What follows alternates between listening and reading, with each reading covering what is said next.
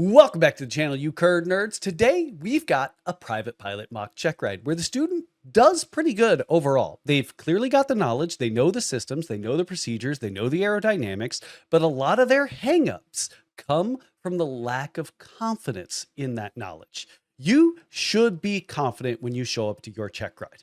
If you start second guessing yourself, the DPE is going to notice. They might start digging deeper, asking follow-ups, and that can easily snowball fast into you not being sure of your footing and your answers.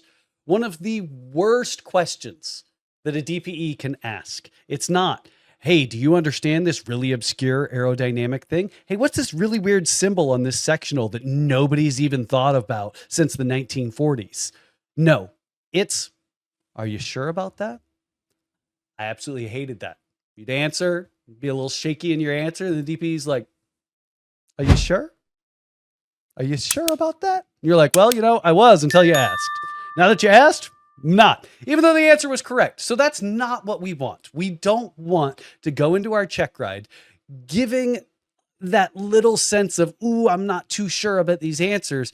Because if you're not too sure about these answers, the DPE is going to notice. So as you're going through, as you're watching this mock check ride, look for those little hesitations, those pauses, that little bit of unsuredness, and see how you might be giving the same responses. You might be giving that same vibe, and think about how you can clean up your answers and how you can be more confident so that you can go into your check ride and you don't hear the dreaded, are you sure about that? Let's get into it. Working on private pilot and a Cessna 152. How has your training been going? What's kind of led you to this point? How many hours are you at? So, I'm a high school senior, and I have about 90, no, not 90, almost 80 hours. Um, I have my check ride in 2 weeks, so preparing for that. But yeah, flying just always something that I've been dreaming of ever since, growing up. So yeah. Awesome, awesome. So I mean, how's the training been going? Just one instructor, different instructors, different airplanes. Yeah, I had two instructors. I started off in the 172, and I built like 20 hours in that, and I switched over to the 152. But yeah, I mean, a lot of people I talk to, they've had like a roller coaster of a journey too. So Yeah, yeah. That's an understatement. I know a lot of people like it's a struggle. But that's awesome that you were able to kind of get through your training. Only have two instructors. That is awesome. Um, So this is going to be your first kind of experience into the check ride environment, right? So a lot of people, they get nervous about it. So there's three possible outcomes for every check ride, right? You got satisfactory, unsatisfactory, and incomplete. Satisfactory doesn't necessarily mean that you're perfect. DPs are even instructed. We're not looking for perfection. We're looking for safe, and can they apply a prompt and appropriate correction if they get outside the standards? So that's really what they're looking for, is you to maintain within inside the standards. And if you fall outside the standards, you recognize it and you correct it and you get back within the standards. Then you've got unsatisfactory. Unsatisfactory is really exactly what it sounds like. You fall outside the standards and you maintain outside the standards. You don't recognize that you've fallen outside the standards. You don't recognize that what you're doing is dangerous, or you are a danger to yourself, damage to the aircraft, stuff like that, right? Exceedance of aircraft limitations, put the flaps down too early, stall the airplane above the runway, the stuff that's dangerous, right? yeah, yeah, Um, Then there's incomplete. Incomplete really just means weather, aircraft airworthiness that you noticed during pre-flight. If the airplane is unairworthy and you choose to take it anyway, then that would be a failure, right? Because you didn't recognize that it was unairworthy. Any questions? nope, No? all Awesome. good. Last thing a DPE is going to ask before we really dig into anything is, have you read the ACS and you understand the standards you're being held to? Yes, I have. Awesome, awesome. So, what I like to dig into first on any kind of checking event is systems and the aircraft. Because if I'm just going to be honest, if you don't know your airplane, I don't want to get in it with you. Yeah, We're just going to be frank about it, right? So, what yeah. can you tell me about the power plant that's in this airplane? So the 152 that I fly is equipped with a Lycoming 0235 L2C. It's carbureted, direct drive, naturally aspirated, um, horizontally opposed engine. that produces around 110 horsepower. All right. Now, what RPM are you going to get that 110 horsepower at? 2550. Yep, so 2,550. So let's say you are down in, I don't know, Florida at sea level. It's 30 degrees Celsius outside, so it's kind of a warm day. And you go to take off. Are you actually going to generate 110 horsepower down at sea level at 30 degrees Celsius? Probably not. No. No, probably not. W- would you expect 2,550 RPM? Um, I don't think so. No, Not probably the not. full Probably not. 2550. No. I mean, when you go to take off normally, do you get a full 2,550 RPM? No. No. So what are some of the downsides of having a carbureted airplane? So we're more prone to carburetor icing, which can be a problem. Okay. Yeah. Anything else? Like, why do we upgrade airplanes to fuel injection if like carburetor icing is the only problem? Well, I just won't fly when it's cold outside. Is there any other benefits to upgrading an airplane to fuel injection or getting a fuel injected airplane versus a carbureted one? I'd say it's more reliable. It's easier to start from a cold start. Yeah. So easier to start. Usually less maintenance, right? Awesome. How do you identify carburetor icing? So the first indication would be a loss of RPM, Okay. and then the engine's going to run more rough. Okay. Is it going to be like a dramatic loss of RPM? Like you're going to be cruising along, fat, dumb, and happy, and all of a sudden you're going to lose 300 RPM? No, it's going to be gradual. Okay. How do you deal with carburetor icing? Do you have any way to deal with carburetor icing? Yeah, so I'd pull out carb heat, which would put in heat to the carburetor. Okay. And what would you expect to happen once you turn that carburetor heat on?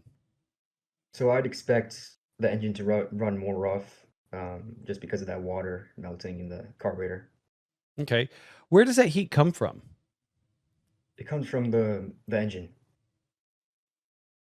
Well, where? I mean, The heat shroud. okay, and what shroud? Like, I mean, So around the exhaust, there's like yeah, so we a get the shroud that heat goes coming down. off of the exhaust manifolds, right? Yeah. Is there Yes. any other part of the airplane that gets heat from the exhaust manifold? The cabin heat. Right. Is there any risks associated with trying to heat our cabin from, somewhere around the exhaust manifold? Yeah, carbon monoxide poisoning would be a risk. Okay, how would you identify possible carbon monoxide poisoning? There's little placard or sticker in the cockpit, and it turns a certain color if it detects carbon monoxide. Um, I have like a handheld device. It's more reliable than that, but Okay, well, let's say for some reason, I don't know, the batteries are dead. How would you know that you might be experiencing carbon monoxide poisoning? I wouldn't feel the same, because you can't see carbon monoxide, so um, it would be more of like an internal health problem. Okay, so what I'm getting at is what are kind of the symptoms of carbon monoxide poisoning? How Oh, to okay. identify carbon monoxide poisoning? You're gonna be more slow moving, um, slow thinking. I think one of the types of hypoxia um, is caused by carbon monoxide poisoning. Okay, so it's a type of hypoxia. So what are some of the symptoms associated with like how would you identify this in a person? Because like, let's be honest, like I've been flying for years and I've never experienced carbon monoxide poisoning, but I also don't carry around those little things. And I mean, you're not those little patches are only good for so long. And I mean, if your batteries die in that little device, we need to be able to identify carbon monoxide poisoning, especially if like let's say you put the thing in the cargo compartment as opposed to carrying it around on your person, right? Yeah, you're gonna be lightheaded. Yes, lightheaded, euphoria, bluing of the fingers and lips, stuff like Yeah. that, right? So this airplane has some specific speed ranges that you really want to fly it at, and you've got some indications on your airspeed indicator. So, what is that green arc? The bottom of that green arc on your airspeed indicator. What is that telling you? The bottom of the green arc is your VSO. Um, no, VS1, sorry. It's your stall speed um, with flaps in. So it's not your landing stall speed. It's your, clean configuration stall speed. Clean configuration stall speed. Awesome. And what speed is that? The speed is 40 knots. So if I always maintain above 40 knots, I'll never stall this airplane with the flaps up. Is that correct? That's not correct. That's the speed that's set out of when the plane comes out of the factory, but things can change with certain environmental factors. Okay, so what could change? What could increase my stall speed? Um, what can increase your stall speed? That would be your CG can affect that. Okay, so my CG can affect it. So here in the POH, it says the lower limit of the green arc is the maximum weight VS at the most forward CG with flaps retracted. So this is worst case scenario, right? This is most forward CG at the maximum weight of the airplane. So CG isn't going to cause CG placement, and even weight isn't going to cause this one to go up. So how can I stall this airplane at a higher speed if this speed is at the maximum weight and the most forward CG with flaps retracted? So that'd be the worst case scenario. Well, it'd be worst case scenario in 1G. What happens to my stall speed as I increase my bank? Oh, yeah, right. It increases. Okay. Yeah. So if I get it up to about 60 degrees of bank, what would you expect my stall speed to maybe be? A lot higher than 40. It'd be about 1.4 times 40. So, Mhm. right. There's some Yeah. fun math, but really it's kind of a linear scale from 1 to 1.4 at 60 degrees. And anything past 60 degrees, good luck. Now what's the one airspeed that's not marked? Well, I guess there's a couple that aren't marked. Never mind. What is VX in this airplane, or what is VX in general? Like, what is VX telling me? VX is your best angle of climb. Mm-hmm. And when would I use that? You use that if you're doing like a short field takeoff and you don't have much clearance. Okay, is there any other time I might want to climb at VX? If you have an aircraft taking off in front of you that is larger and has more wake turbulence, and you want to take off before its um, takeoff point and stay above that path. I mean, you're probably not going to outclimb an A320, right? Yeah. It's a lot of people put it in the context of purely taking off, right? Remember, if you are trying to clear an obstacle, even out in cruise, like, hey, we're cruising along, we're in the mountainous area, and there's an obstacle in front of me, and I need to clear it, and I didn't start my climb, 10 miles ago, right? Don't be afraid. Climb at VX. Use VX as a way to try to kind of turn around. VX is not just about it's not just about getting off the runway and clearing the imaginary 50-foot tree at the end of the runway, right? Right. Now, maneuvering speed. What is maneuvering speed? Maneuvering speed is the speed at which you can make. It was one abrupt maneuver, one full deflection of um, like if you're turning the aircraft, you can make a full. I'm trying to word this in the the ACS, the FAA format.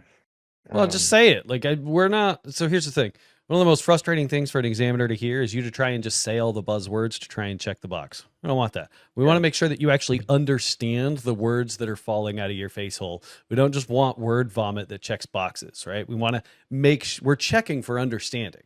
So explain it in the way that makes sense to you. So I wouldn't want to exceed maneuvering speed if I'm doing steep turns. Why not? It could cause potential damage to the aircraft. Could it? What's the G limit on this airplane?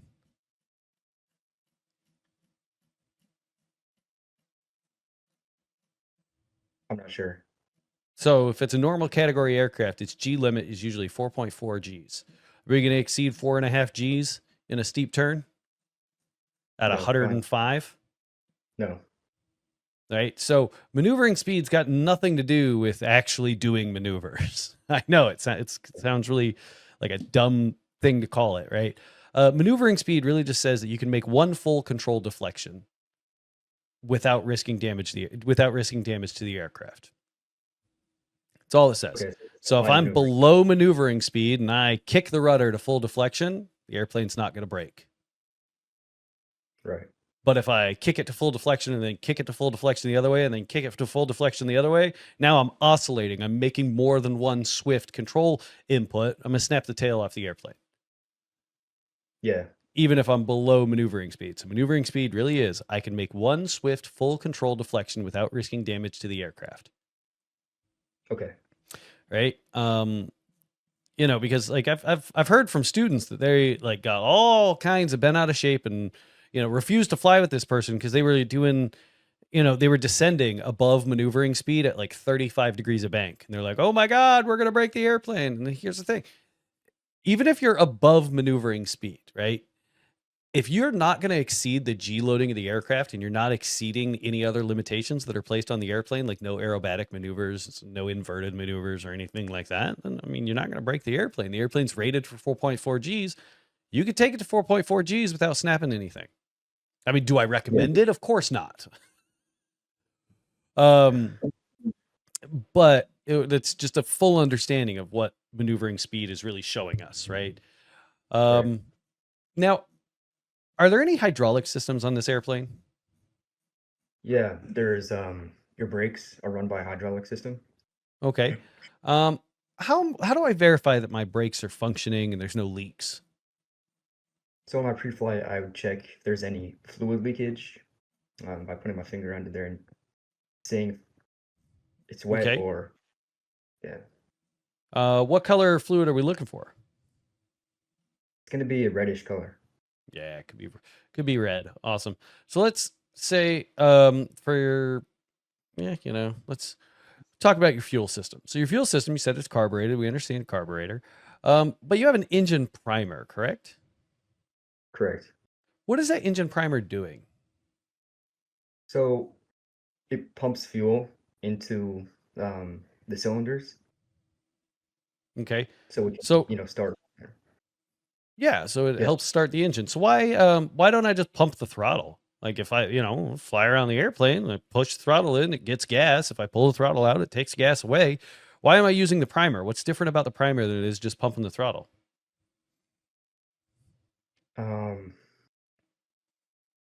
The primer physically puts in fuel, but the throttle just opens the valve for air. Let's see if it talks about it.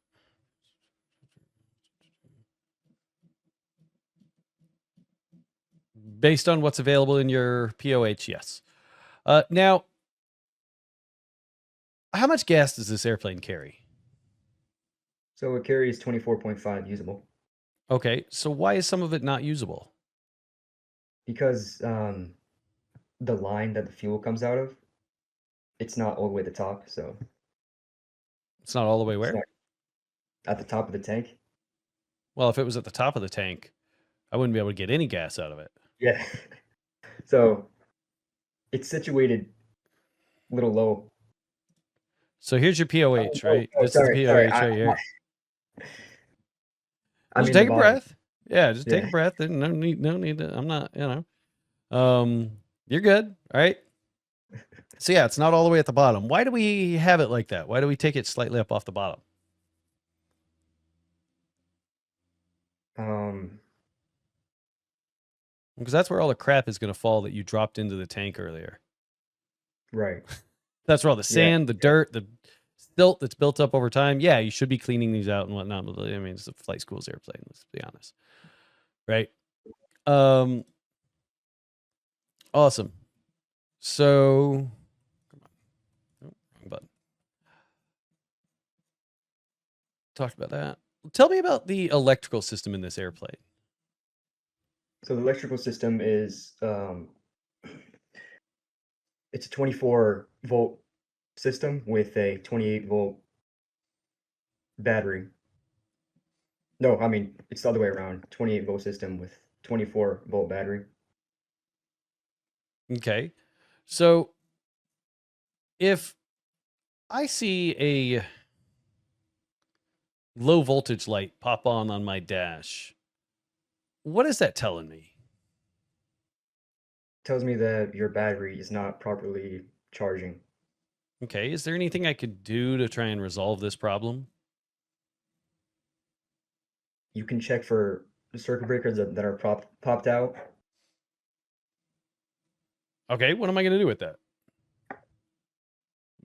Let's say I see a popped out circuit breaker for alt field. Mhm. I got to push it in? Well, the club that I do my training at, they tell us not to push it in and wait till we get to the ground and have a mechanic troubleshoot it. All right, so why wouldn't I push it in? What's the risk? It could be something else that you're not aware of that caused it to pop out, which might affect the rest of the system. Well, what causes a circuit breaker to pop? It would be insufficient um, transfer of electricity at some point. Well, that's what a circuit breaker is doing. A circuit breaker is saying, no, stop. That's what a circuit breaker is for. It's saying, no, I don't want this Right. much electricity. So if you ever charged your phone on like a hot day, Yes. your iPhone probably tells you all the time, I can't keep charging. It's too hot. Yeah. Right? That's kind of a circuit breaker. It's too much power. It's causing a little metal strip to overheat and pop and push it out and disconnect the circuit. So what's the risk associated with resetting a circuit breaker in flight? I could start a fire, Okay. right? Because the circuit breaker, what do those numbers on the circuit breaker indicate? Is it the? Well, I'm not going to say because I don't know. I don't want to. Yeah, it's the amperage limit. It's the amperage at which that circuit breaker will pop out. So if the circuit breaker says 5 amps on it, or it has a 5 on it, it says that if it exceeds 5 amps of electricity running through this circuit, it's going to pop out saying, hey, no, these wires, this system isn't meant for that much power. So it's going to protect the circuit. But if I push that thing back in and go, no, stay in, it's now exceeding the limitations that were placed by that circuit breaker. And things could start overheating. I could start melting wires. Once I start melting wires start melting together, shorting out, and I end up with a big old fire. Do I really want that in the air? No. No. So if let's say I looked, the circuit breaker wasn't popped out, but I still see the low voltage light popped on. Is there anything else I could do? I guess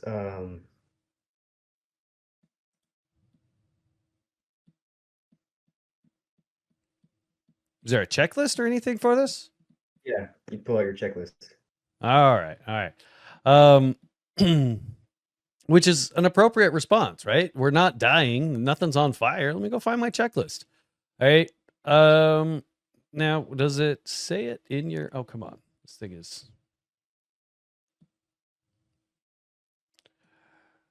Your POH is a little odd, so I was looking for Insufficient rate of charge. Illumination of low voltage light and ammeter discharge indications may occur at low RPM with electrical load on the system during low RPM taxi. Under these conditions, the light will go out at higher RPM. The master will not need to be recycled since the overvoltage condition has not occurred to deactivate the alternator system. All right.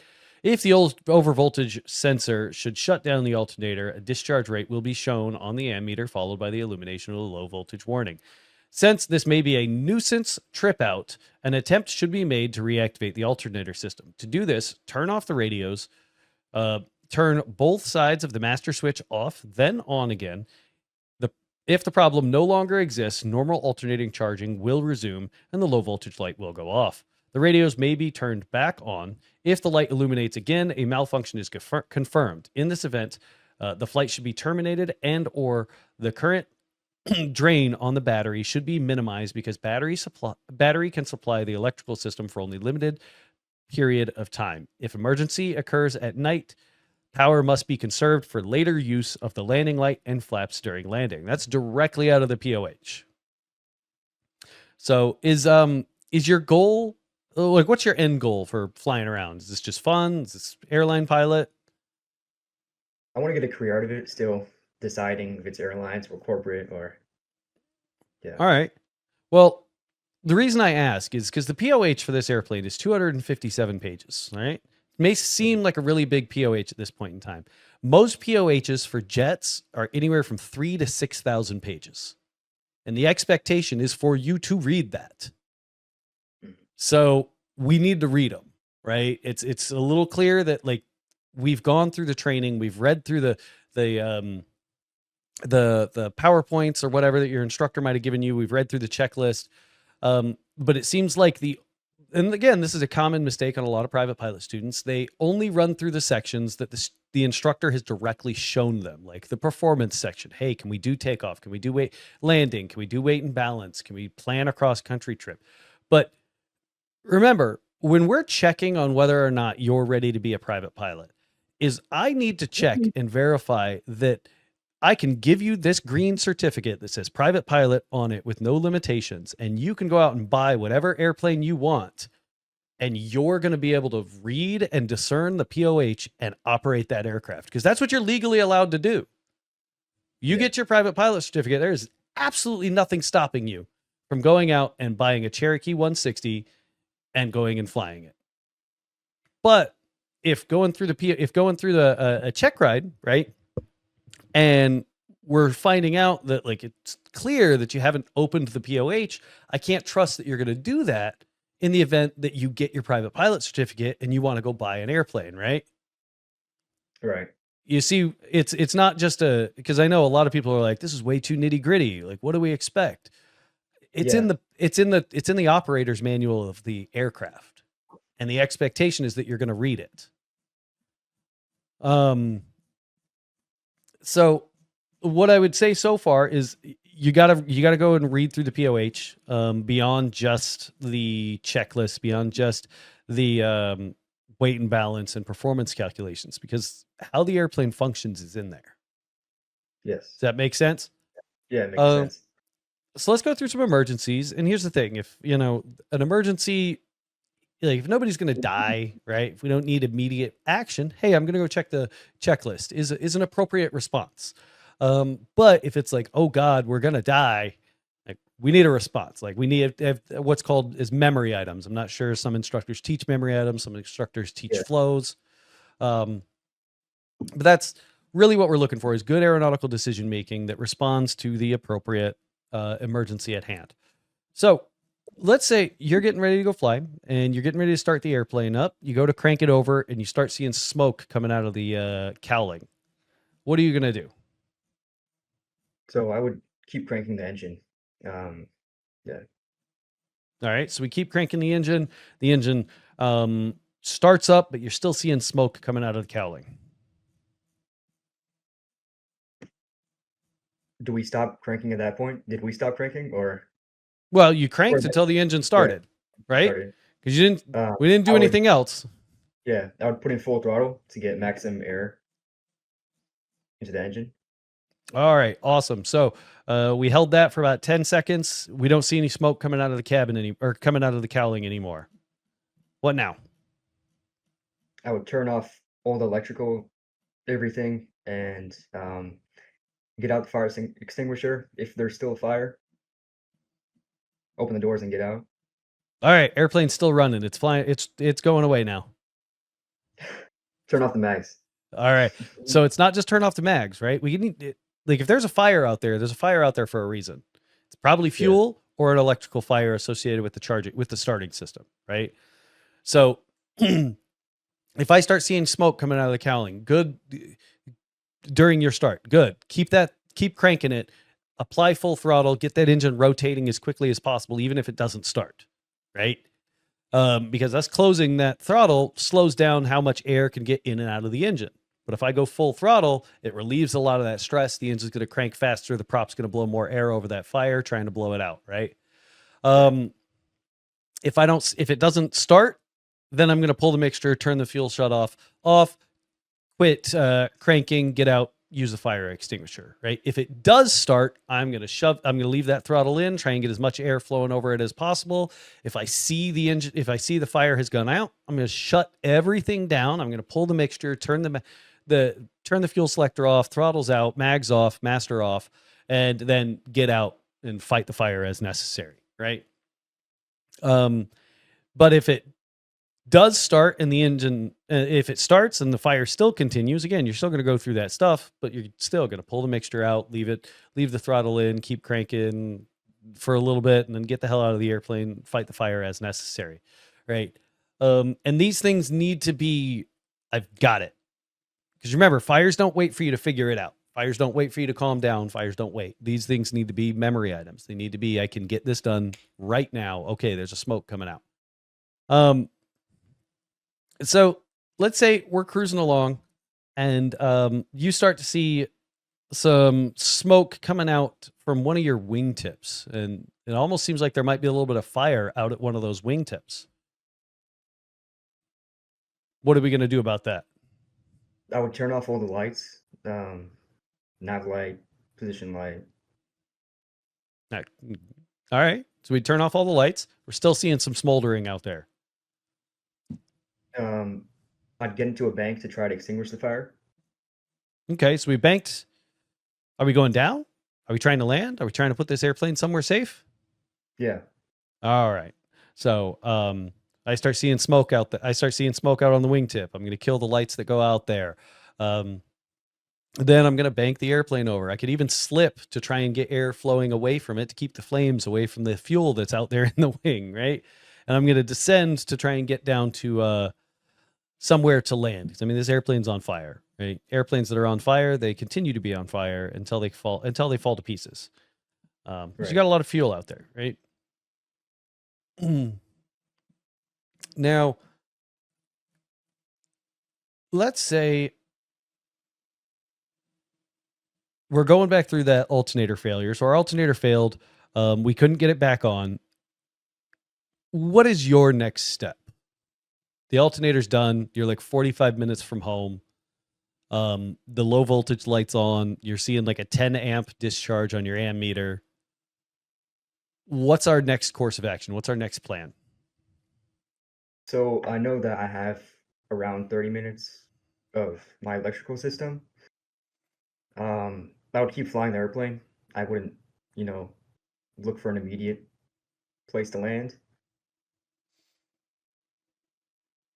Okay. So are we going home? Are we going to another airport to land? If there was another airport, 20 minutes along the way, I would probably land there and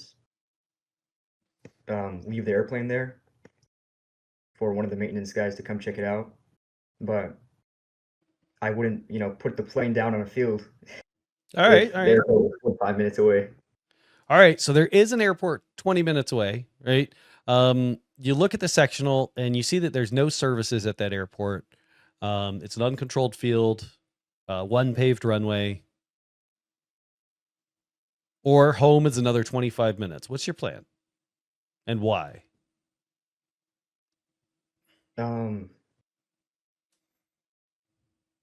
I'd say if it's my first time flying without my electrical system, I would land at that airport.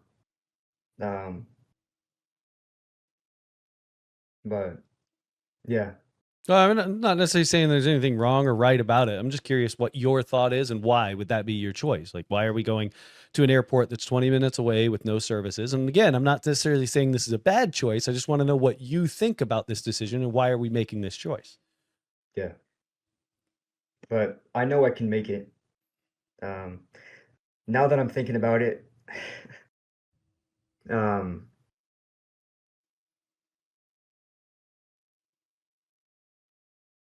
I'd go to the airport 45 minutes away because I So know my engine's still running. yeah, so So your engine's not going to die, right? So we know we're going to keep yeah, a running airplane. Um, which again, not necessarily saying good, bad, indifferent. mhm, I'm just curious what your thoughts are about it, because there's some people who are like, no, I'm never going to fly without an electrical system. yeah. But you recognize, hey, we still got an engine. Like, am I going to die? Am I going to fall out of the sky? No. What am I going to lose if I lose my electrical system, though? You're you're gonna lose your lights, um, your I don't want to say G5s because I'm not sure if they're separate. I mean, it's pretty big. If it's the avionics that are in your airplane, there's an instruction manual in your airplane for those avionics, right?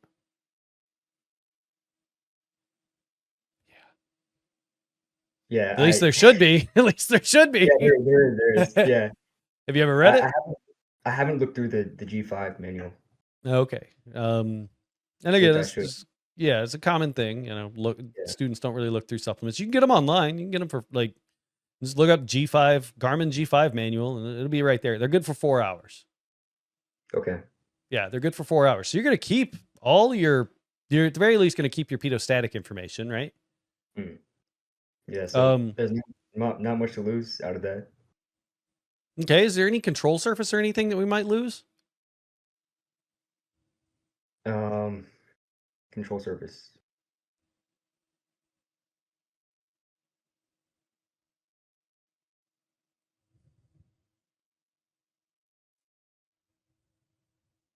No, So what are our primary control surfaces in this airplane? we have our ailerons, rudder, elevator. All right. And those function pretty straightforward, right? It's a bunch of cables and Right. pulleys and it's nonsense, right? What are some secondary flight controls in this aircraft? Your trim tab would be one of them. Flaps. Okay. How do the Oh, flaps come down? flaps. You wouldn't have flaps. All right. How would this impact our approach speed? If you don't have flaps while you're landing, Yeah. your approach speed would be a lot faster. So what airspeed would you aim for? Um, well, I usually land around for a normal landing 65 on final. Um, I would come in a little lower because I don't have flaps, and I'd still try to aim for around 65, but I'd probably get around 70. All right. Yeah. Not bad. Um, now you said the engine's not going to die. I know in my car, if my charging system in my car dies, my car is not going to stay running. What's so different about an airplane where it's going to stay running when a car wouldn't? So we have magnetos, which are independent of the electrical system. Okay. So what are those magnetos doing? They have magnets inside which spin rapidly to produce a current. Okay. Where's that current going to? The current is going to the crankshaft, or no, sorry, the spark plugs. Okay. How many spark plugs? Or what are spark plugs doing? Spark plugs help start the aircraft, generate a spark. So once the aircraft started, the spark plugs don't do nothing no more? They provide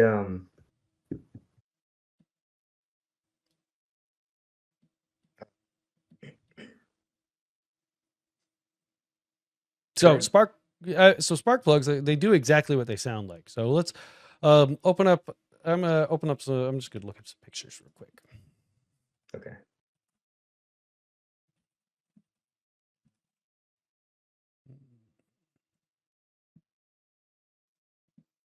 All right. So we got 4-stroke internal combustion engine. That's what our airplane has, right? Um, the 4 strokes would be suck, squeeze, bang, blow, or intake, compression, power, exhaust, right? And this is where the spark plugs come into play. So this little spark plug, this little doodad right up here, that's a spark plug, right? It's into the engine, and it does exactly what it sounds like. It causes a spark that ignites the air and fuel mixture and pushes the piston down. So right at the beginning of our entire 4-stroke combustion cycle for our engine, how we generate power, how we get that big old fan spinning on the front, is the piston, one of the 4 pistons, start moving their way down, and they pull in a air and fuel mixture in through the induction system, right? In through the carburetor.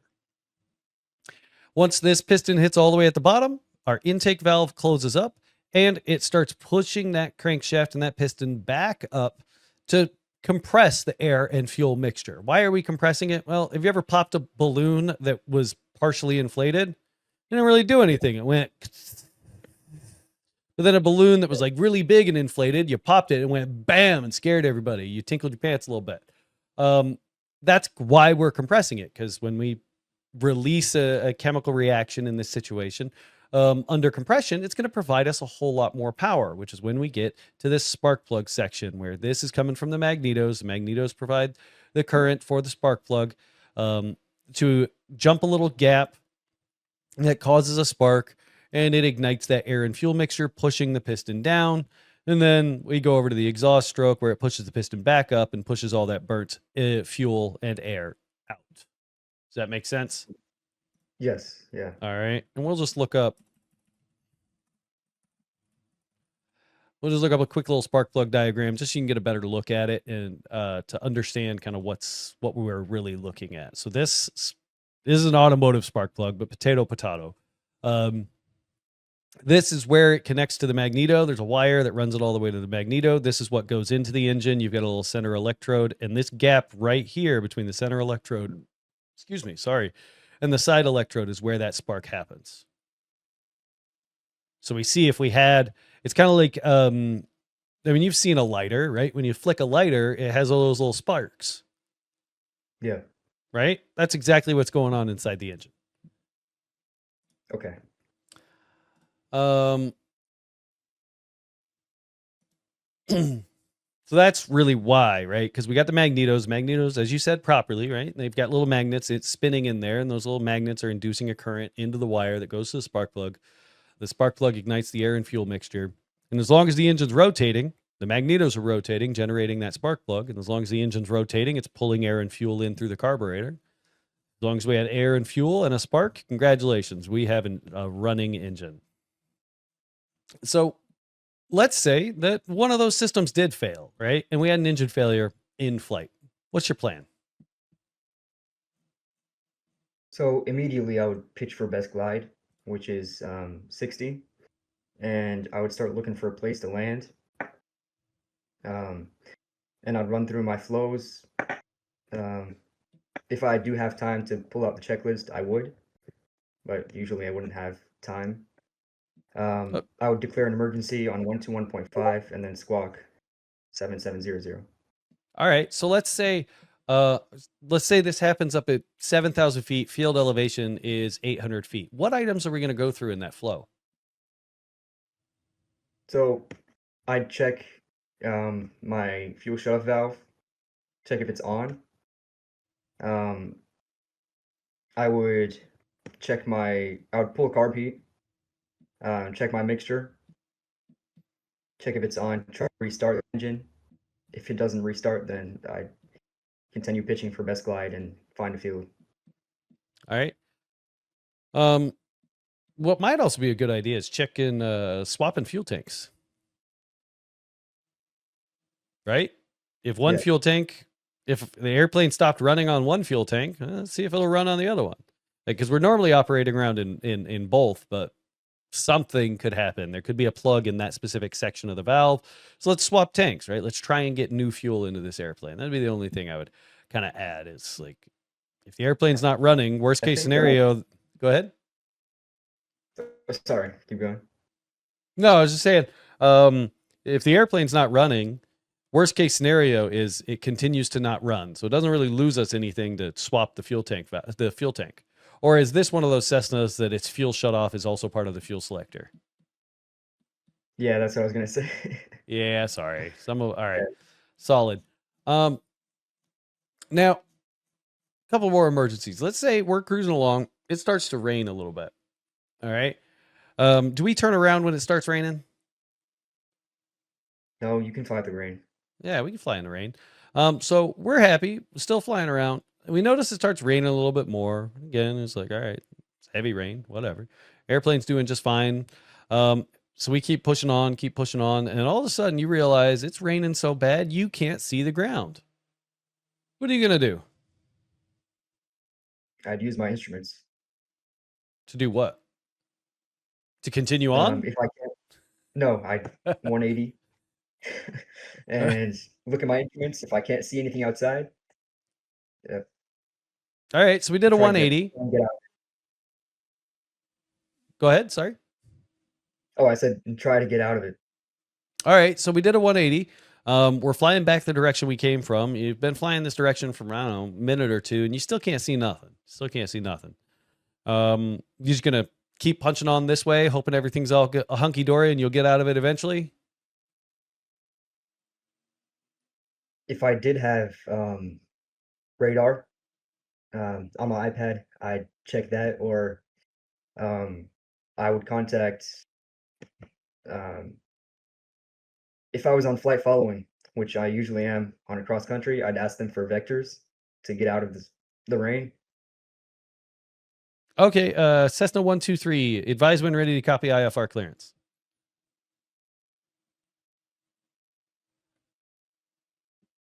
All right, Well, so we need to tell them a couple things, right? yeah, So what do I need to tell them? I need to tell them like, hey, I'm a VFR only pilot in IFR conditions. I need vectors to the nearest VFR airport. Because if you just call them up and be like, yeah, hey, I'm in IFR, can you help me out? All right, advise when ready to copy IFR clearance. yeah, All right. We need to make yeah. sure that they're aware that like this is not a normal thing. This is not a safe thing. I need help now. Right. Mhm. Um uh awesome. So let's just keep that in mind. So let's say we told them that they're giving us vectors, they're giving us headings, they're trying to get us out of this. And you notice, you look over at your outside air temperature, whether it be on your G5 or something on the vents or whatnot, and you notice it is about 1 degree Celsius outside, and it looks pretty chilly. What are you concerned about right now? I would be concerned about icing. Okay, so icing conditions. Um, what are you going to tell ATC since you're already on with them?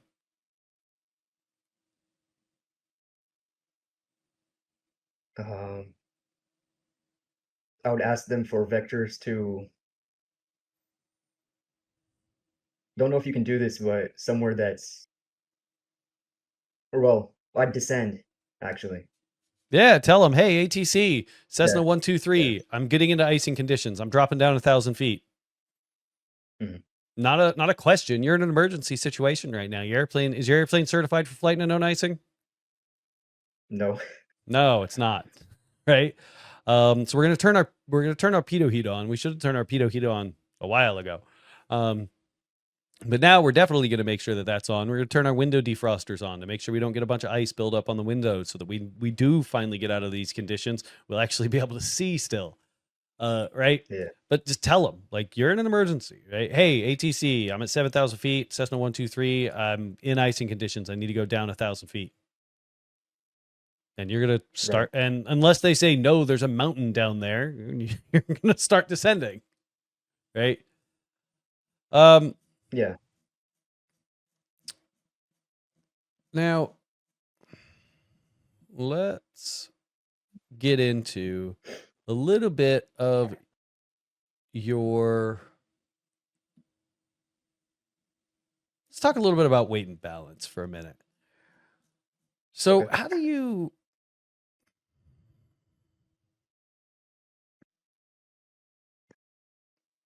Where do you take all your measurements from when it comes to weight and balance calculations? It's a specific point.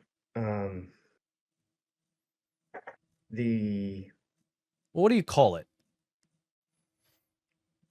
the standard. No, that'd be different. Um, The datum, right? the datum. Yeah, I was gonna say Uh, standard datum plane, but that's for da- altitude. stan- Datum or standard datum plane, those are kind of interchangeable terms. That all that really means is the point in where you measure from. That's all that Okay. means, is the point in which measurements are taken from. So when we're talking about standard datum plane in relation to altitude, we're just calling it that because that's where we started taking our measurements from in relation to altitude. But in an airplane's weight and balance calculations, the standard datum or the datum is where we make all the measurements from when we're trying to do weight and balance. But what is CG? What does CG really mean? CG is your center of gravity. Okay, so why is it important to a pilot? It's important to know where it's located. Um, can have different effects on the aircraft's performance. Okay, so let's say I had a CG that was too far aft, like it was outside my aft limits. What am I risking here? You can risk a stall on takeoff, which would be which would be a bad one, because it's hard to recover if you get into a stall with an aft CG. Okay. You would Um, be less stable. yeah, it'd be less stable, risking stall, risking inability to recover from a stall. Now, what about a CG that's too far forward? Too far forward, you'd be more stable. Um, you would. What's it going to do to my ground roll? It would be a longer ground roll. Yeah, definitely a longer ground roll. Yeah. All right. Now, let's get one last emergency. How do we recover from a spin? A spin, you would pull power. Ailerons neutral, rudder opposite, and um, elevator, you'd pull up. Pull up? How does a stall, Or or how push does it, down, how, yeah, because you got to so, get out of the stall. Yeah. yep. Now, how do you know which rudder to press? The opposite rotation that you're going, or the harder rudder to push. Yep, the harder rudder to push. Awesome. Let's get into a little bit of some aerodynamics. I know we kind of bled into that a little bit talking about a spin. But what's happening? Like, how do we cause a stall? So a stall is caused by exceeding the critical angle of attack. Okay, so what happens when we exceed the critical angle of attack? You don't have much lift um, that enables you to climb forward, so you're basically sinking. Okay, well, what I'm more asking is what's happening to the air around the airplane, around the wing? It gets disrupted and moves in all sorts of directions. So, what's happening to the air that's moving over the top of the wing? It moves down to produce downwash. All right, downwash isn't a thing. I'm really tired of that. I'm really tired of that. It's not in the Pilot's Handbook of Aeronautical Knowledge. I don't know where that came from. Downwash isn't really I hate that one. I think I read it somewhere. It came from Bold Method, and I know I really like Bold Method. Let's go read it because I understand where they're coming from. But given that it's not part of the FAA's documentation in relation to the generation of lift, like it's a really frustrating one because like, hey, the FAA is the one that mandates what you should know, how you should know it, and understanding.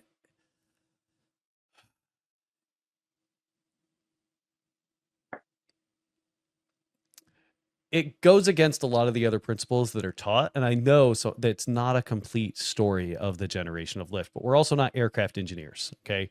Um, Yeah. And so what I'm seeing so far is as we go through this is there's a lot of study guides that you've probably read through. There's a lot of this is how you pass a check rides that you've probably read through. Uh, but have you opened the Pilot's Handbook of Aeronautical Knowledge since like starting flight training a while ago? Yeah. I read that and I read different sources too, but I'm starting to more focus my attention more on that. Yeah. So, because that's the test material, right? If we're, everybody always asks, what's going to be on the test? What's going to be on the test? It's the PHAC. That's what's going to be on the test. That is it. So going out to, because I mean, bold method, I like it. I like bold method. I don't agree with them teaching downwash, because again, um, it's downwash is more. All right. So wingtip vortices induce downwash. It is not the equal transit theory. It's not the Kawanda effect. What is causing downwash? Here, I've even got it pulled up. I found their thing. Okay.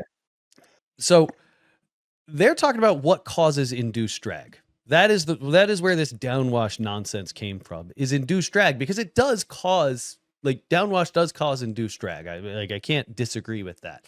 But calling it something new as opposed to just continuing on with the way it was taught before is where this confusion is coming from. Because you see, you've got this high and low pressure, right? Over high pressure under the wing relative to the low pressure over top of the wing. Why are we getting this low pressure on top of the wing? Well, it comes from Bernoulli's principle. Bernoulli's principle really just states that when a fluid meets a restriction, the internal pressure of that fluid needs to go down while the velocity needs to increase, causing a relatively low pressure above the wing, effectively sucking the wing or sucking the airplane up into the wing or up into the air. Where this downwash comes from is that high pressure underneath the wing wanting to bleed over the edge to the top of the wing. So downwash is more about the fact that it creates these wingtip vortices that come up and they smack the top of the wing and drag your lift vector back. That's induced drag. So the air over the top of the wing it's not a matter of downwash, where a lot of people kind of make this mistake is they hear this term downwash. Control, new, don't save. They get a wing. Yeah, that was a terrible wing. They get a wing. That's a terrible wing. They get a wing. Okay. And then they start seeing air, it hits the top, it hits the bottom, it moves down, it goes over the top. And the fact that it's following this, they're calling this right here downwash. And that is not downwash. Downwash is the high pressure wanting to bleed over onto the low pressure section of the wing, hitting the top of the wing, shifting your lift vector backwards, causing induced drag. Does that make sense I now? see. Yeah, it makes. I'm gonna write that down. All right.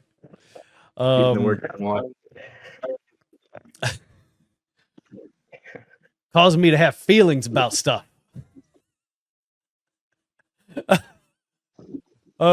Because here's the thing, they use it to explain why ground effect almost makes it feel like your airplane increases in speed. Because when we get into ground effect, look, the downwash flattens out because the area, I don't know why I'm pointing at the screen. You can't see me pointing at the screen. The area underneath the wing isn't big enough to allow the high pressure to squeeze up on the top. So it gets squeezed out past the wingtip. So there's not as much of that high pressure that could smack the top of the wing. Right. Does that make sense? Then they talk about wake turbulence for some reason. But here's the thing. The Pilot's Handbook of Aeronautical Knowledge doesn't go that deep. Right? When we're talking about a stall, the Pilot's Handbook of Aeronautical Knowledge just says, hey, we increase the angle of attack past our critical angle of attack. Our critical angle of attack is where we start is just past the point where we're generating our most lift. And now we're starting to get a rapid separation of air off of the top of the wing. So let's clear this out.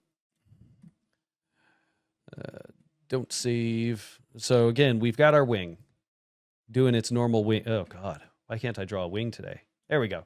So we've got our wing doing its normal wing things. So we got air hitting the front of it, going underneath it. We got air hitting the top of it and staying smoothly attached the entire way, right? Now let's say we increase our angle of attack. Whee! So when we increase our angle of attack, sure, we've still got the air hitting the bottom of the wing, which is Newton's third law. When for every action is an equal yet opposite reaction. So we're still generating some lift. But what we notice is that the air can't stay attached. We end up with all of these turbulent eddies on the back of the wing. There's actually some really cool videos you can watch out there where people have taped a bunch of yarn to the top of the wing. So when the airplane starts to stall, you can see the strings on the back of the wing start to get all fluttery and stuff. But then when they recover from the stall, the strings flatten out and straighten out. Have you seen those videos? Yeah. Yeah. Cool. So that's what's happening when we start talking about a stall. So aerodynamically, what causes a stall? Well, I increase, or I get past my critical angle of attack, which causes a separation of smooth airflow off of the top of the wing, causing turbulent eddies off the back of the wing, reducing my lift to a point in which I can no longer maintain straight and level flight, or I can no longer maintain enough lift to keep the aircraft aloft. Does that make sense? Right. Yeah, it makes sense. Yes. I know sometimes I talk like too fast when I'm getting into it, especially when I got feelings about downwash. I feel like I'm not answering the question basically, I'm trying to get more in depth with the answer. And that's kind of a lot of the problem is like you're looking for the fancy high dollar words. I want fancy high dollar words. Like, yeah. If you got to talk to me like I'm a moron, talk to me like I'm a moron. Because guess what? If you can explain something to a moron, you understand it. Right? Mm-hmm. Like when we explain things to a toddler and a toddler gets it, it's because we understood it well enough to explain it to a toddler. Right. Right. And if that's what it takes, that's what it takes. Break it down Barney style, make it simple. We're not looking for, well, based on the Coanda effect of the third law of Newton's no, come on. All right. I would really just kind of get it back to basics. I know Bold Method. It's real fancy. They got really cool pictures. I really like Bold Method. They got all these articles and courses, and I love it. Sometimes they go a little too in depth, and a lot of times you end up with these things like CFI tools where they give you no context on what the hell you're seeing, and they expect you to just kind of figure out what you're doing and what you're looking at. But if we go to the Pilot's Handbook of Aeronautical Knowledge, it's written for you. That's who it's written for. It's for a student pilot. It's not written for anybody else. So when we go to Aerodynamics of Flight, this is 51 pages. And I mean, sure, don't get me wrong. The Pilot's Handbook of Aeronautical Knowledge does get into some deeper stuff when we start talking about MCRIT and boundary layers and shock waves and stuff. But again, if it's not about your airplane, it's not about your airplane. It's not important to you right now. But things like stability, that's important to you right now. What's positive stability? What's static stability? What's ground effect? And you see how there's nothing in here. Oh, look, they did bring in downwash. Okay. All right. I see downwash in the Pilot's Handbook of Aeronautical Knowledge. It's actually the same pictures from Bold Method. That's pretty funny. But again, it explains it in the way that I explained it, not in this weird, like, hey, because air is flowing over the top of the wing, it's creating downwash. It's only about the wingtip vortices coming over the top and smacking the wing. And then we talk about stalls was around here. No, that's not around here. So I would really just dig back into the Pilot's Handbook of Aeronautical Knowledge and instead of just reading it, right, read it and go, okay, what did I learn from that? Can I explain this in my own words? Instead of trying to use the exact same words out of here, like the action of airfoil that gives an airfoil lift also causes induced drag when the airfoil is flown at a positive AOA. No. Right? Hey, how do wingtip vortices form? Well, they form because, when the airplane moves through the air, I end up with low pressure on top of the wing, high pressure under the wing. Well, at the wingtips, that high pressure and low pressure, they want to meet each other. So that high pressure spills over and creates these little tornadoes off of the wingtips. You see how we broke that down instead of 4 pages about wake turbulence and wingtip vortices. Yeah. It seems like you're trying to explain it as, the 4 pages when we're not looking for that. What we're looking for is, did you read this and understand it? Okay. Okay. Oh crap. I'm sorry. I wasn't even showing you what I was staring at. I was trying to figure it. Yeah. Sorry. Now let's get into your privileges and limitations as a private pilot. All right. So as a private pilot, what can you do now that you couldn't necessarily do before? So I can carry passengers. I can fly for charity. I can demonstrate an aircraft as an aircraft salesman if I have more than 200 hours. Awesome. So let's say somebody on the airport, you're having one of those fun airport appreciation days, right? Where you just hang out and hope somebody will talk to you and take you up in an airplane. Uh, but somebody comes up to you and they're like, "Hey, man, I need to get to Texas. Do you mind if we split gas and you fly me to Texas? So you wouldn't Is be able this to do okay?" that. You have to have the same intention of going there. Right. So let's say you and a buddy wanted to go to Texas because I don't know, there's a Taylor Swift concert, right? And he's like, "Hey, bro, if we fly to Texas, I'm gonna give you one of these Taylor Swift tickets. I know you want to see Taylor Swift, so like we're going there for the same reason. We both Swifties, right? I just don't want to drive. Yeah. Is this okay?" Um, so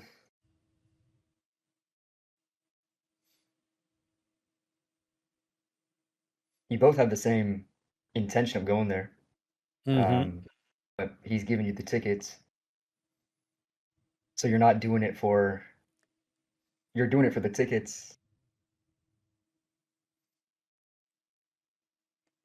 Well, okay. Does that make it okay? I'd say yes. You both want to Okay. go. So we both want to go. He's giving you tickets. Do those tickets have some kind of value to you? Did you? They do. So does that count as compensation?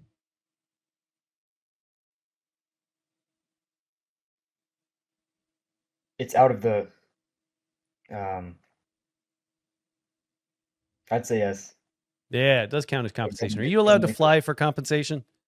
no, No. So is it okay? no, it's not okay. No. Okay. So, and I know that can kind of get into some gray area, right? Mm. Um, I know it feels stupid. Like, why can't my buddy buy tickets and I fly the airplane?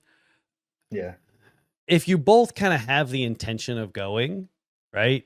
Um, it is a little bit of a gray area. The way that the FAA, I forget, I need to find it. I know I put it in the Discord ages ago, about the FAA's ruling on what counts as that common purpose and compensation and all that jazz. And the FAA really just said, was it the pilot's idea to go? Right. So yeah, the pilot's like, "Hey, man, I'm flying to Texas um, to go see Taylor Swift. I don't have my tickets yet. Oh, man, I got 2 tickets. Let's go." See, it was your idea already. Your buddy just happened to have 2 tickets. But if the yeah. whole point of the flight initiated because your buddy offered you tickets to take them, that's where the compensation comes in, I see. right? Yeah, And I know it feels like cutting hairs, but the last thing you want is to, end up balled up at the end of the runway. Then the NTSB subpoenas your phone, and there's this whole conversation about your buddy giving you tickets for the flight, and they're like, "Oh, that sounds like compensation." So not only did you destroy an airplane because you acted recklessly and flew when you shouldn't have, you also were trying to do it for money, yeah, right? Um, and it's not that you're wrong. It's that is a complicated gray area that a lot of students just haven't experienced. Um, and that's kind of why we talk about it, right? right. Yeah. So awesome. Now, let's get into your route for a bit. Where did it go? Sky Vector. So we're going from Burlington Alamance Regional to Charlotte Douglas International. So as a student pilot, can you go to Charlotte? I can if I have an endorsement. Okay. Do you have that endorsement? No, I don't. I haven't No. been to Okay. Charlotte. Um, is this what the DPE said? Plan to Yeah, Charlotte? Okay. yeah. Um, well, he's probably going to ask, can a student pilot go to Charlotte? So just keep that in mind. Mm. What equipment do I need to, let's say, fly to Buffalo Creek? So you Or need that's a not mode. Buffalo Creek. Sorry, Pageant Regional. This one right here. I see. Yeah, you need a Mode C transponder and ADSB out. Okay. What else do I need?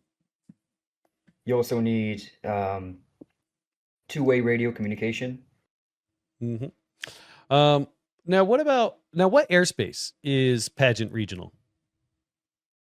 It's a Delta. Okay. So what equipment do I need for this Delta airspace? Stanley County. You don't need the Mode C and ADSB out. You just need two-way radio communication. Okay. So what's the difference between these two Deltas then? The Delta on the left is inside of the Mode C veil. Oh, awesome. So we got this Mode C veil. Now, I've got this little bit of Bravo airspace that pumps out outside the Mode C veils. Let's say I'm operating out of Lancaster right here. Mm. That's just slightly outside of the Mode C veil if I take off of the proper run if I take off of proper runway. Do I still need a Mode C and ADSB out at this airport? No, you don't. It's under the Bravo shelf. Bravo shelf includes the Mode C and ADSB out. Within the lateral boundaries of Bravo or within the Mode C veil. So the Oh, okay. you see how there's this little bit of Bravo that juts out past Yeah, the Mode C veil? yeah. All right.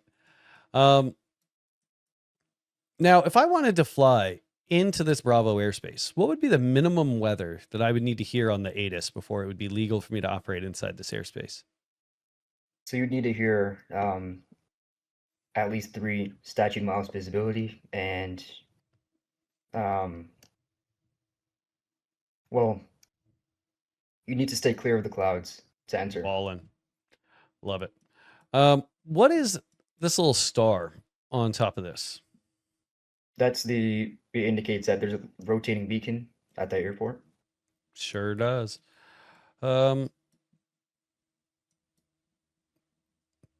Now, what does the flag on top of your airport mean? Your airport of departure?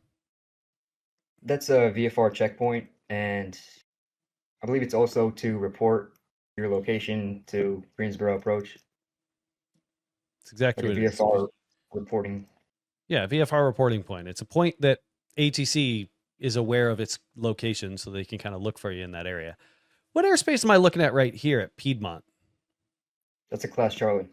Okay, what kind of equipment do I need for Class Charlie? You need a Mode C transponder and ADSB out. Awesome. Now, I mean, your route, I looked through it. It seemed like all your calculations were solid. I didn't see anything wrong on your nav log, so solid on that one. It's just a pain for me to actually put any of those waypoints because I mean, I don't know what you were calling like drag strip at where and whatnot. So I Yeah. mean, I didn't see any issues there. I wouldn't be too concerned about that. You did, since you are going to Charlotte, there might be some procedures, some VFR procedures. Let's just go take a look just to make sure, unless you know of the VFR procedures that might be associated.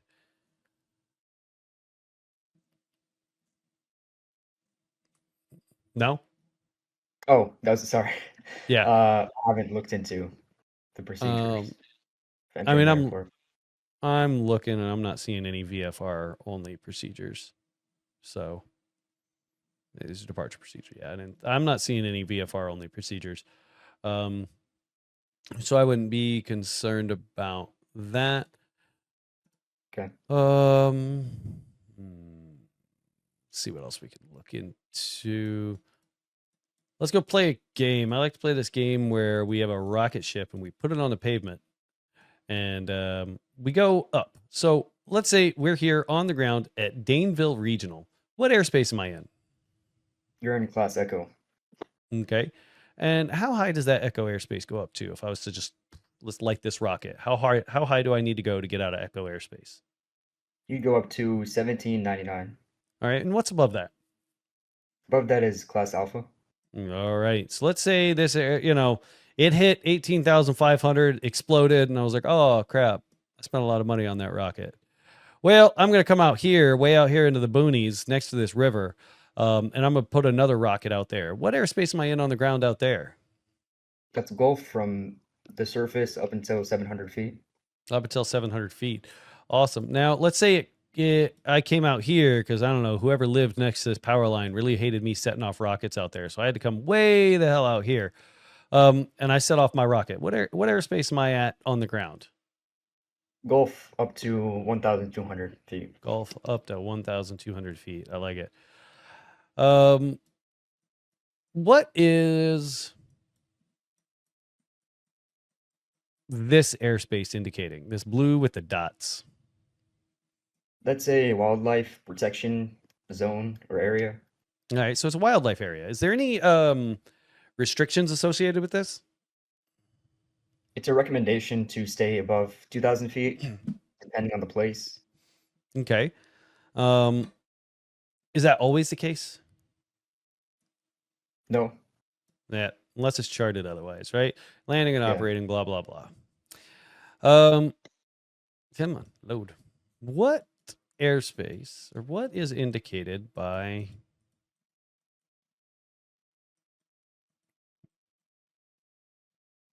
where'd it go? These purple dots right here. That's the AIDAs, Right. the border. So it's the AIDAS. I wouldn't say it's the border because not every border has an AIDAS. Right? Because Okay. if I go up to Canada, see an AIDAS?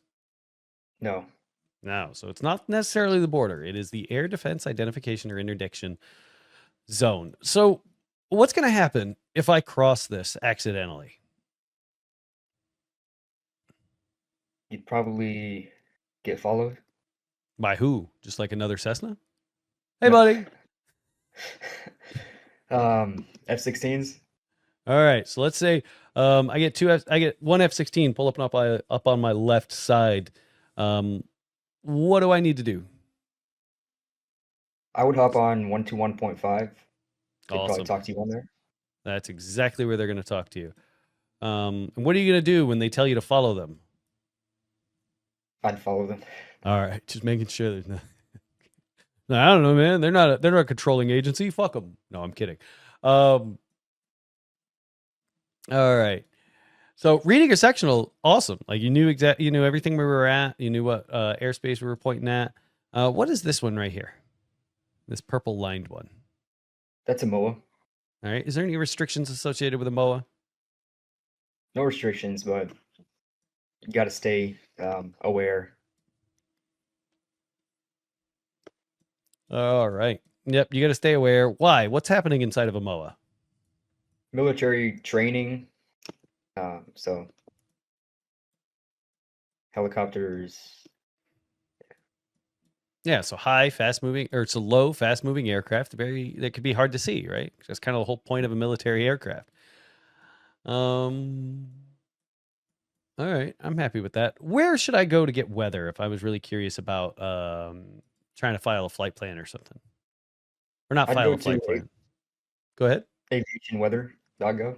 Aviationweather.gov. It's almost like I knew where we were going. Let's go and take a look at.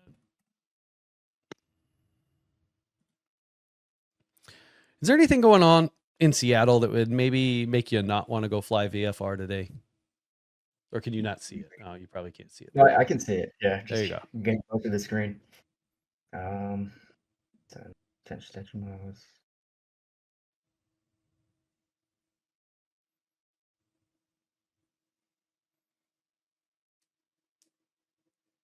I don't see anything. Yeah, it looks good. All right, awesome. What about in Atlanta? Hmm.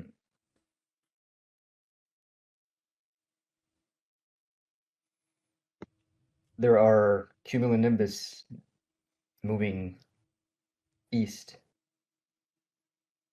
All right, so that's currently what's going on. Is the weather going to get better at all? Let's see. There's showers in the vicinity. From 2000 Zulu to 2400 Zulu. Light thunderstorm and rain from 2000 to 2300. Overcast 2500 cumulonimbus. So there's definitely some stuff that I would avoid flying over. All right. So when is like the best time that you might be able to fly in Atlanta right now? Let's see.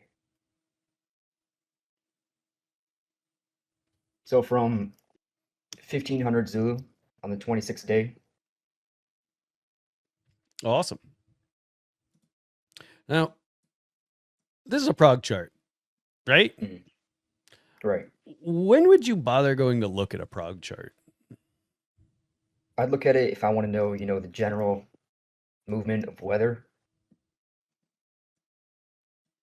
Okay. Is a prog chart a forecast or a report? It's a forecast. It's a forecast. What are these blue lines? That's a cold front. What kind of weather would I normally attribute to a cold front moving through? You'd expect clear visibility, thunderstorms.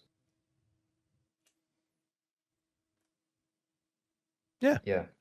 Unstable air, Yeah. thunderstorms, Yeah. rain, showers, stuff like that, right? And we can even see that down in Atlanta as all of these cold fronts move through. Yeah.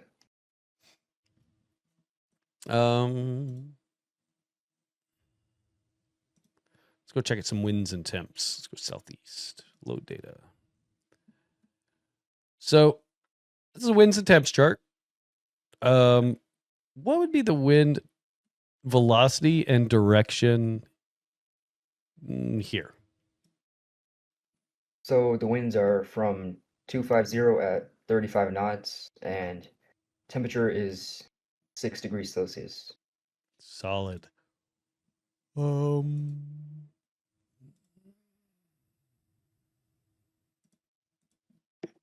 I'm happy with that. Let's talk about some kind of weather theory. What are the big three things I need for a thunderstorm to occur? So you need unstable air, moisture, and a lifting force. Okay. What are the three stages of a thunderstorm and how would I identify them? We have our cumulus stage, our mature stage, and the dissipating stage. Um, how do we identify them? Are you talking about like the effects of each? What would we see? Well, yeah. What would So, we I see? mean, if you're flying around, how do you know you're currently in the mature stage of a thunderstorm or the mature stage of a thunderstorm is currently happening? So the cumulus stage, we would have more updrafts. Mature stage would be, a mix of updrafts and downdrafts. Rain would be a big identifier, and dissipating would be much of downdrafts. Awesome. Awesome. So, let's say that I was flying along and I see a big old storm building in front of me, right? Behind me, it's IFR. Well, let's just pretend that we can't turn around, right? Okay. Yeah. So I see a storm building in front of me, and you know what? Let's just draw some pictures just to make sure that there's not any confusion. Control new, don't save. So this storm looks a little like this.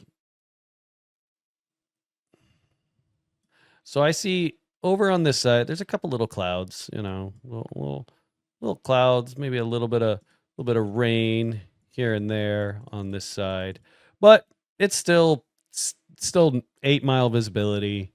But over here, it's clear. It's clear. Which way am I gonna go?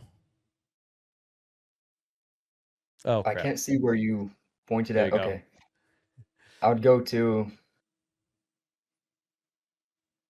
Is it A um or B?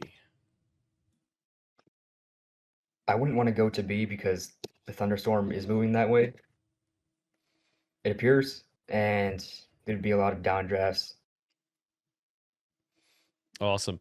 And with a thunderstorm, like kind of, this big, you could also get hail thrown like 40 miles that way, Wow. right? And that's not what we want, right? I'm assuming your Cessna is not all squared away to get big old baseball-sized hail thrown at it, right? Yeah. Um, Now, let's get a little bit into some aeromedical. Now, I'm not too concerned on whether or not you've got a medical or basic med or whatnot like that. So we're not concerned about anything like that. What I'm more concerned about is basic med. Let's say for some reason, heaven forbid, you lose your medical. Can you go to basic med now? I can because I've had a medical. All right. So you need your most recent medical has to have been approved. Okay. So if you lose your medical, basic med is not an option. You have to get a medical before you can go to basic med after you lose your medical. Okay. Okay. Because the kind of the reasons, kind of the idea behind that is the FAA has an obligation to act, right? So if they find that you're unfit to fly, they can't just say, well, just go to basic med and go fly anyway. Does that make Right. sense? So you still have to be Um, eligible for a medical certificate. Technically, yes. Technically, yes. It's just, have you heard about Mosaic? Um, The new changes to the LSA rules and whatnot? no, I haven't. Okay. I would definitely look into it. All right. I don't know what your plans are in the way of like continuing on flying just recreational, but I would look into Mosaic. It doesn't come into effect till October 22nd. But there's a lot of miscommunication, misconceptions about it. So take a look at it. All right. We're not going to really dig into it or ask about it or anything like that. Just read it because it might apply to you if you don't continue on this into a career. Okay. Okay. Let's kind of let's dig into how do you verify that you are fit and you are safe to fly? So I would go through the I'm safe checklist before I fly. Um, if I'm sick, I wouldn't fly. Um, medication, I wouldn't take any pills that make me drowsy or anything. Stress, if I'm stressed, probably wouldn't fly. See, alcohol. Um, if I drank I have to wait 8 hours to fly. If I did drink, which I don't, but um, fatigue. I wouldn't fly if I'm tired, and I'd make sure to eat and drink before. Awesome, awesome. So you said medication. I wouldn't take anything that would make me drowsy. So I could take Dayquil then, right? Dayquil. Yeah, Dayquil, the daytime sneezing, sniffling, coughing medicine. Um, I still wouldn't because it could affect you in a way if there's any. I'd check the side effects of medication. That's what I do. Okay. Side effects say don't take with alcohol. Is there anywhere you could look? Is there anybody you could Yeah, ask? yeah. The FAA on the FAA's website, I believe there's somewhere to look, check for a medication. Right. I know you're just kind of starting your career right now. If you're going to continue on that route. This is a pretty big one, right? Because it's simple, like, oh, I went to the ER and they gave me something that could also treat something that the FAA really doesn't like. What I recommend is AMAS. You can just Google it. AMAS medication database. Now they do give you a little warning saying this is not an FAA website. And again, not sponsored. I didn't make this website. I don't even know these damn people. But what if you go to aviationmedicine.com /medication-database, It gives you the ability to type in either the trade or the generic name of a drug and see what the FAA thinks about it. So I'm on the website right now. We'll go and type in Dayquil, the daytime sneezing, sniffling, coughing medication. Dayquil, dexamorothan, allergy, cold, ENT, allergies, common cold. FAA allowed? No. Okay. Not allowed. It contains dextromethorphan and requires a 48-hour wait since the last dose to return to flying. All right. Something like Excedrin. I don't know how to spell Excedrin. Excedrin. I do know how to spell Excedrin. They don't have Excedrin in AMAS? EXCEDRIN. EXCED. All right. So it doesn't have every medication. Okay. But I mean, something like as simple as Midol, right? That's one that gets a lot of people. Midol, it's a pain reliever, right? Purpose, migraines. FAA, no. 2 days without flying, right?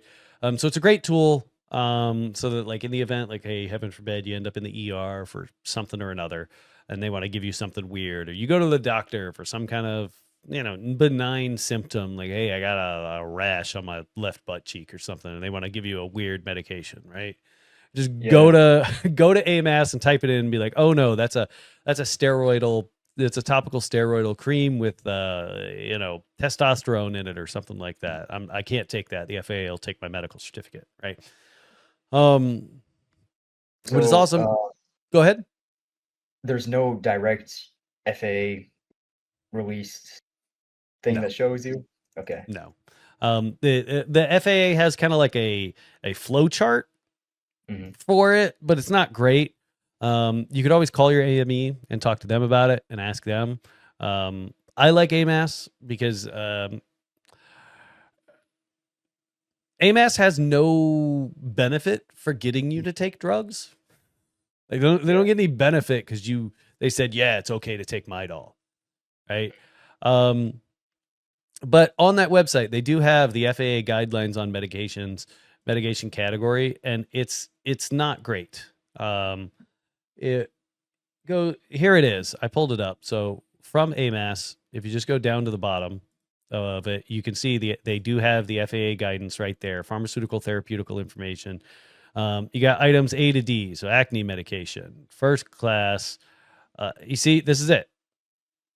The topical acne medications such as retin or oral antibiotics such as tetracycline used for acne are acceptable if the applicant is otherwise qualified. For applicants using oral Accutane, there's a mandatory 2-week waiting period. But you see, it doesn't include all medication about acne, right? Yeah. So that's kind of my gripe on it, is like, sure, it gives you kind of like some guidance, but not a whole lot of guidance. But I mean, things like antacids, like, come on. The applicant should provide a history of treatment, pertinent medical records, current status report, and medication. If a surgical procedure was done, the applicant must provide operative and pathological reports. So can I take Tums and fly? I don't know. Yeah. They don't tell you everything. Exactly. So if you do have questions, refer to your AME. If it's something like an emergency room visit where you still have your faculties about you, just go to AMAS and look it up. All right. Okay. Was there anything? I mean, we covered a lot of stuff. We kind of dug to where I, found the problems and found kind of where we're at. Was there any stuff that we didn't dig into that you really wanted to? What I've mostly found was just lack of review of the textbooks. It seems like kind of we got to the end portion of private pilot training and then let the studying kind of lapse. Yeah, I think the problem is I'm not using the right sources to study. Reading the POH, I'm not reading every single section. And that's kind of a big deal, right? When I bought my airplane, right, I found every POH online that was related to my airplane. Now, again, my airplane's a lot more rare than a 172, but I found as much information that I could find about my airplane before I ever even went to go see it, let alone buy it and try and fly it. And that's really what we need to check for and why we're kind of dig into the POH so far, because that is the instructions on how to operate an airplane. And if I can't trust you to read your training airplane's instructions, I definitely can't trust to give you a pilot's certificate and go and have the permission, the ability, the full legal right to go and buy whatever ridiculous nonsense airplane you want. Like, let's go to Trade a Plane and just look at airplanes that you could technically buy. At desk. So let's go aircraft, single engine piston, advanced search. Oh, come on. Don't do that. Advanced search. I know there's like a performance horsepower rating or something like that. No? Okay. We'll just search. So it'll show us everything.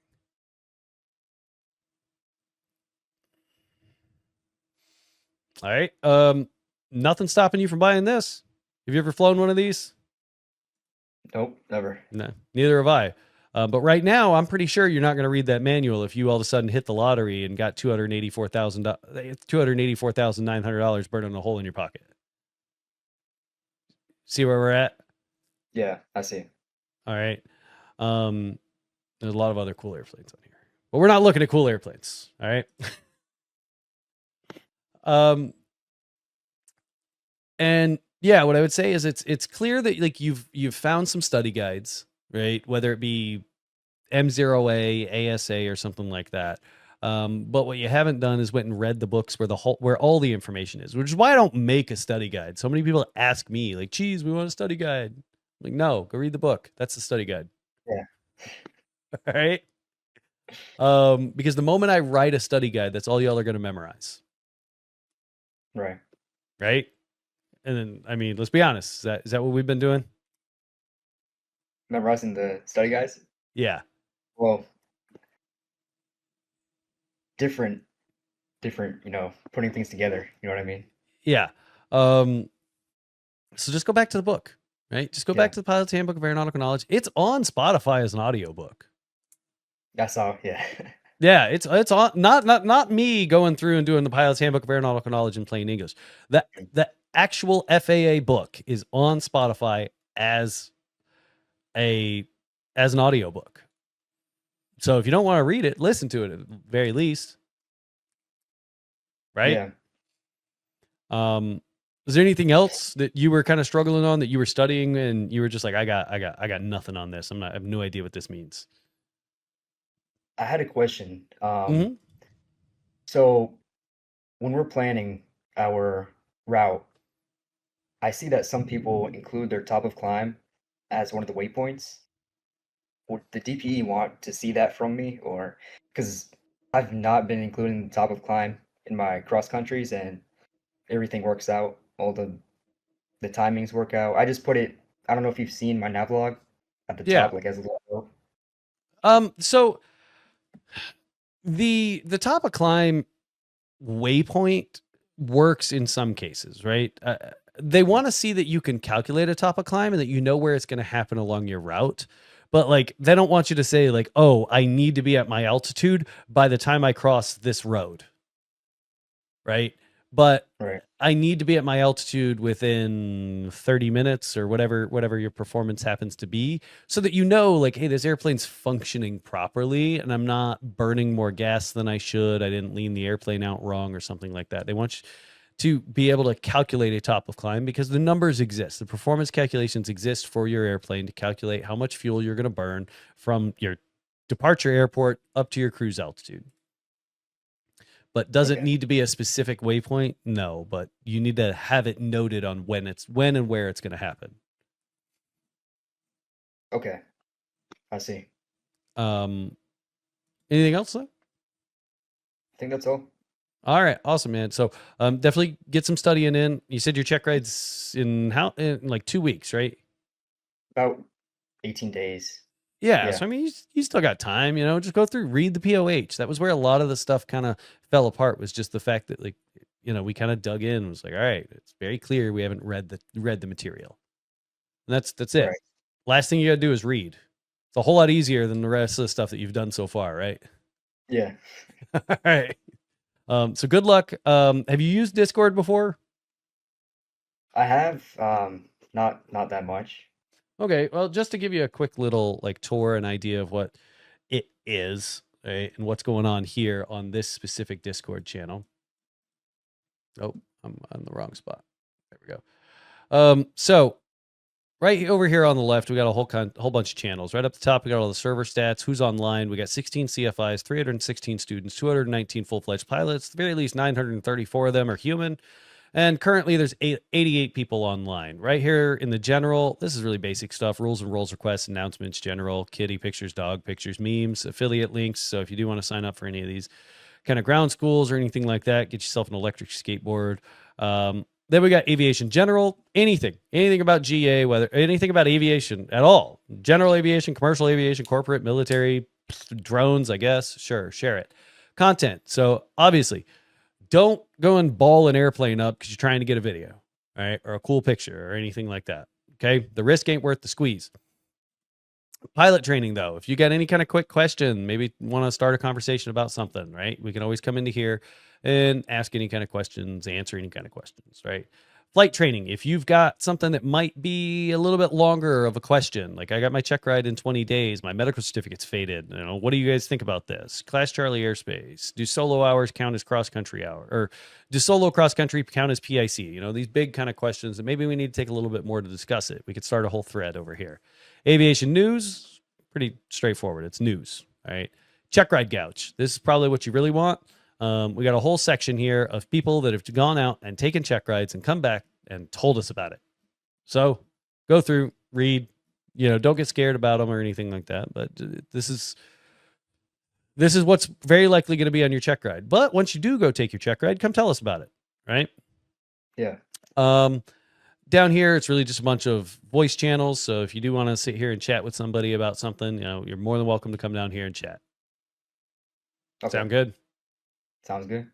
All right, man. You enjoy the rest of your day. All right. You too.